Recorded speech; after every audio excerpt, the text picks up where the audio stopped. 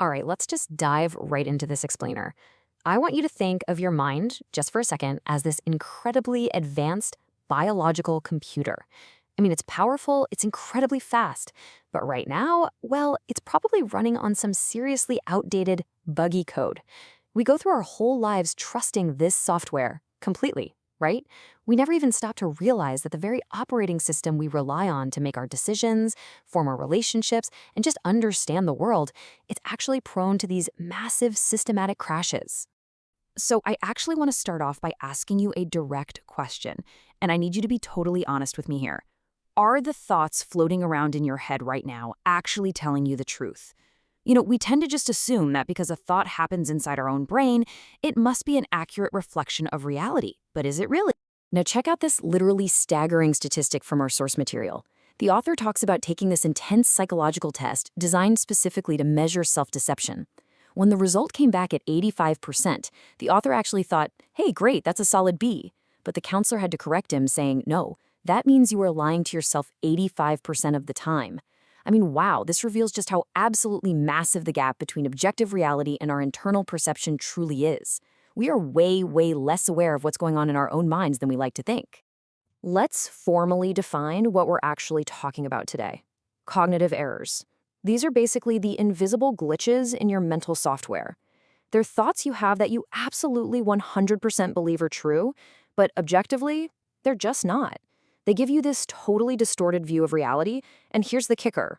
Because you react to that fake, distorted view instead of reality itself, they result in immense, completely unnecessary pain. Honestly, they're the root cause of so much of our daily suffering. All right, moving on to Section 1, the mind's invisible glitches. How exactly do these bugs operate to disconnect us from reality? Okay, so the core of the problem here is that we constantly confuse the map with the actual territory. Alfred Korzybski's concept of general semantics highlights this brilliantly. Think of the map as your mental representation, the labels, the words, the symbols we use to describe things. The territory, on the other hand, is objective, actual reality. But we treat our clunky, simplified mental maps as if they are the exact same thing as the territory itself. When we confuse our little mental categories with the huge, complex reality of a person or a situation, we get completely lost. Take a quick breath and really let this phrase sink in. Thoughts are not facts. Literally, just because you think it does not make it a fact. Your thoughts are just interpretations. They're heavily shaped by your past experiences, your internal narratives, your biases. Basically, they're guesses. And if you leave them unchecked, these little guesses can absolutely spiral into anxiety, resentment, and some pretty profound self-deception. Let's jump into Section 2, common cognitive distortions. We are basically running a diagnostic scan right now to identify the specific emotional malware hiding in your daily thinking. Take all or nothing thinking, for example. This is where your brain totally refuses to see any nuance and just forces you into extreme black and white categories. The glitch tells you that because you made one single mistake, you are a complete and total failure. But the fix? It's learning to use both and language. Look, you can both make a mistake today and still be completely on the right track for tomorrow. Life happens in the gray areas, not the extremes. Here are a few more really sneaky bugs you've probably encountered just today. Catastrophizing, that's when your brain jumps straight to the absolute worst-case scenario over some minor little issue. Then there's mind reading. This is when you assume you know exactly what someone else is thinking, and let's be real, you're usually assuming it's bad. Fortune-telling is predicting your own failure without a single shred of evidence. And labeling, that's reducing the vast, beautiful complexity of yourself or someone else down to a single harsh word like worthless or loser. Seriously, think about these for a second. Which of these are running in the background of your mind right now? All right, Section 3, sneaky cognitive biases. Now, if distortions are emotional malware, biases are the faulty little shortcuts your brain takes automatically, often completely below your conscious awareness. These biases cause absolutely massive errors in our judgment. Take confirmation bias. That's your brain actively ignoring any evidence that challenges your worldview, while obsessively gathering up data that proves you right. Egocentric bias is seeing yourself as the absolute center of the universe, which, causes you to take literally everything personally. Anchoring bias makes you rely way too heavily on the very first piece of information you hear. And normalcy bias? That one causes you to ignore clear, flashing warning signs just because you assume things will always stay normal.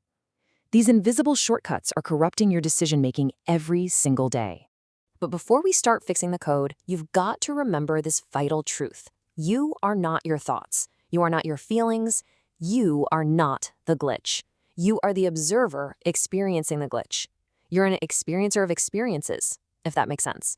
Because once you actually separate your core identity from all that mental chatter, you finally gain the power to change it. Which brings us to Section 4, Tools for Clear Thinking. Okay, let's actually dive into installing the patch. We are officially moving from passive observation to active debugging. So one really powerful tool from our source material is the radar technique. It's this simple, structured, 3-step framework designed to intercept a thought way before you react on autopilot. First, reflect. Just pause and observe what your mind is doing without trying to fix it. Second, describe. Use totally neutral language to name the pattern, like just saying out loud, I am catastrophizing right now. And finally, respond. This is where you choose an intentional action that aligns with your core values rather than just reacting out of fear or anger. Another incredibly powerful tool here is the ABCs of cognitive restructuring. Most people think an activating event immediately causes a consequence. Like a friend doesn't text you back, that's the event, so you feel depressed, that's the consequence. But wait, they skip the B, the hidden belief. That belief might be, oh, nobody wants to deal with me anymore. Once you track the event and actually uncover that hidden belief, you can dispute it with actual facts, which then creates a brand new, healthier effect. It's really all about matching the exact right patch to the right bug. As we break this down, you can see exactly how you can reframe these distortions in real time. If you catch the catastrophizing bug telling you that missing an appointment means you're going to get terribly ill, apply the patch. Logically ask yourself, okay, what is the actual, realistic, worst-case scenario here? If you catch emotional reasoning telling you that feeling overwhelmed guarantees you're going to fail, apply the patch. Remind yourself that feelings are not facts and actively search for the evidence. It's all about that intentional reframing.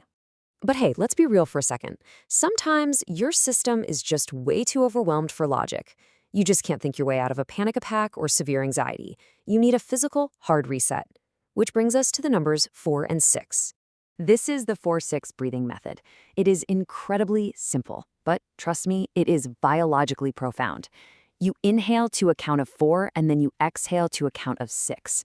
By making that exhale longer than your inhale, you literally physically disengage the brain's panic center and bring yourself right back down into the present moment.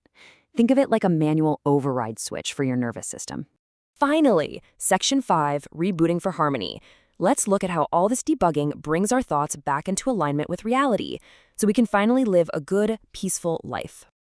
I want to leave you with this final kind of provocative exercise to try right now, based on everything we've covered. Go ahead and close your eyes, observe all the chaos in your mind, and ask yourself this single question. What is my next thought? And then, just wait. Wait patiently in that empty, silent space that follows. Notice anything? When you actively watch for a thought, the mental chatter just stops. You are the one in control of the machine. Keep practicing, keep debugging, and you will find that clear thinking is totally within your reach.